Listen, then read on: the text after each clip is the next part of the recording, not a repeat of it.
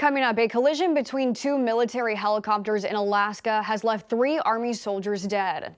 And Ticketmaster once again in the hot seat over its latest ticket sale debacle. The Daily Rundown starts right now.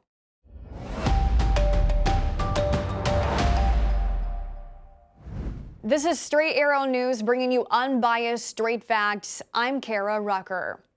2 U.S. Army helicopters collided and crashed in Alaska on Thursday while returning from a training flight, killing 3 soldiers. 2 of the soldiers died at the scene of the crash, and a third died on the way to the hospital. Another soldier was injured and is currently in the hospital. Each of the helicopters had 2 people aboard. The Army said the cause of the crash is under investigation. This is the second crash involving military helicopters in Alaska this year. In February, 2 soldiers were injured in a rollover accident.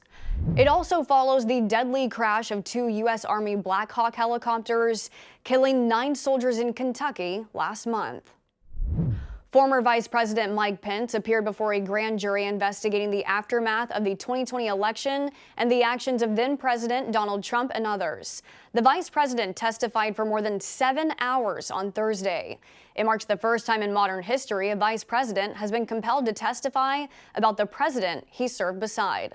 Special counsel Jack Smith's investigation around Trump's efforts to block the election result has long sought to question Pence under oath, given his proximity to Trump at the White House. New today, Russia has fired a barrage of more than 20 cruise missiles and 2 explosive drones at Ukraine. As a result, at least 12 people have died. The deadliest strike of Friday's bunch was at least 1 missile that tore into an apartment building. 10 people died as a result. The timing of the airstrike came as residents were asleep. The capital of Kyiv also came under attack for the first time in about 2 months. Officials said there were no casualties there, as the country's air defenses were able to intercept 11 missiles and 2 drones. The head of the United Nations says each civilian killed constitutes a potential war crime against the Kremlin. Staying abroad, a new type of Chinese combat drone has been spotted flying over Taiwan today, seen as the latest uptick in military tensions there. This is according to Taiwan's defense ministry.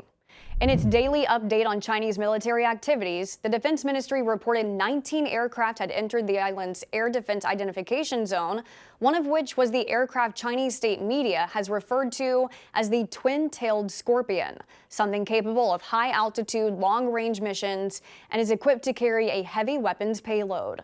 The latest tension comes the same month that China retaliated against the island following Taiwanese President Tsai Ing-wen's meeting in Los Angeles with House Speaker Kevin McCarthy.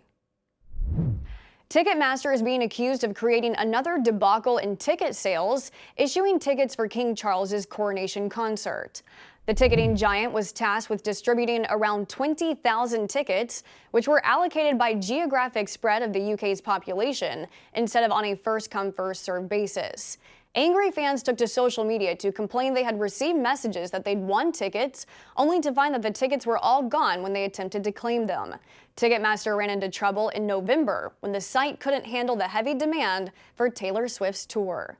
Since then, members of Congress have been looking into whether Ticketmaster is too big of a monopoly in the ticket sale space. The Carolina Panthers chose Alabama quarterback Bryce Young with the first overall pick of this year's NFL draft. The Houston Texans chose Ohio State quarterback C.J. Stroud second overall, and then surprisingly traded back up to the 3rd pick, where they went to the other side of the ball and nabbed Alabama linebacker Will Anderson Jr. The second round begins tonight.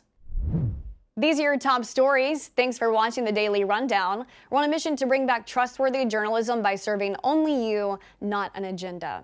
Be sure to check out more of our work at straightarrownews.com. We'll see you back here next week. Until then, I'm Kara Rucker. Have a great day.